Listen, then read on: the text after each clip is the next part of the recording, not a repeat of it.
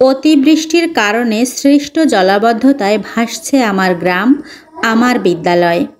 বিদ্যালয়ের মাঠটি পানিতে থই থই করছে। বিদ্যালয়ের সামনে পিছনে ডানে বাঁয়ে যেদিকে তাকাই শুধু জল আর জল।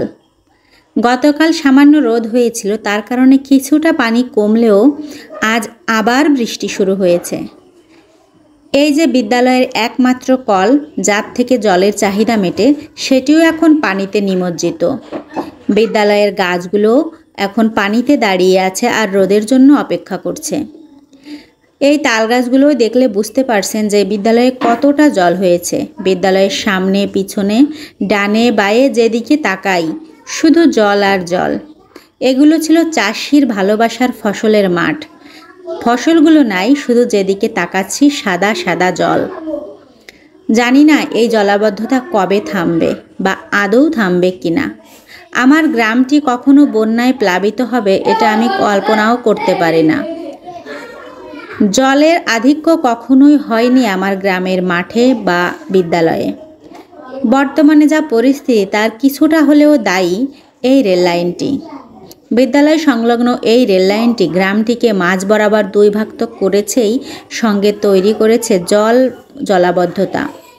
জল পাস হওয়ার পর্যাপ্ত জায়গা না থাকায় বৃষ্টির জল যেখানেই জমা হচ্ছে সেখানেই আটকে যাচ্ছে, যার কারণে এই মাঠটি এইভাবে জলে প্লাবিত হয়েছে। আমার বিদ্যালয়ের শিশুদের জন্য এটি অত্যন্ত হুমকি স্বরূপ, কারণ এই জলে ভেসে আসা নানা রকম বিষাক্ত পোকামাকড়, সাপ, এদের থেকে আমাদের সবসময় নিরাপদ দূরত্ব বজায় রাখতে হচ্ছে।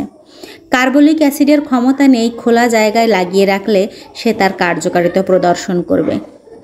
যদিও সবই ঈশ্বরের সৃষ্টি, তবুও সবার সঙ্গে নির্দিষ্ট দূরত্ব বজায় রাখার মতো বুদ্ধি ছোট্ট সোনামণিদের হয়নি। অগত্যা স্কুলের গেটটি বন্ধ করেই রাখতে হচ্ছে ছোটদের আটকে। দেখুন কতটা জল একদম সিঁড়ি অবধি এসে গেছে। এটা হচ্ছে দক্ষিণ গেট, আর ওই উত্তর গেটের এই রাস্তাটা আমরা সেদিনই ঠিক করলাম, যার কারণে এই জায়গাটা কিছুটা উঁচু আছে। ধন্যবাদ আমার ছোট্ট সোনামণিদের, সেদিন রাস্তাটা মেরামত করছিল বলে আজকে কিছুটা উঁচু জায়গা দিয়ে বিদ্যালয়ে প্রবেশ করতে পারছে। যদিও পানীয় জলের সংকট আছে এবং অনেক অসুবিধা, তারপরেও বিদ্যালয়ের মাঠে মাছ চাষের একটি সুবর্ণ সুযোগ এই জলাবদ্ধতা আমাদের এনে দিয়েছে।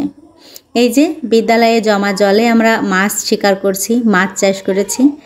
এই মাছগুলো একটি বোতলে নিয়েছি, যেটা শোভাবর্ধন করছে আমার টেবিলের। কিন্তু তারপরেও বিষয়টি অত্যন্ত দুঃখজনক।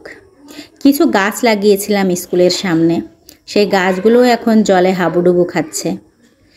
জলের চাপ সহ্য করতে না পেরে হয়তো এরা অনেকেই মারা যাবে, যেটা আমার জন্য অত্যন্ত দুঃখের। আর এই যে দেখুন সাইডের যে বাড়িগুলো দেখা যাচ্ছে দূরে, এদের যে যানবাহনগুলো রাখা আছে তার চাকার আধা অবধি জল উঠে গেছে। তাহলেই আন্দাজ করতে পারছেন হয়তো যে কতটা জল আমার মাঠে, এবং এই জল এক দুদিনে নামবে বলেও মনে হয় না। সবাই আমার বিদ্যালয়ের জন্য প্রার্থনা করবেন। ধন্যবাদ।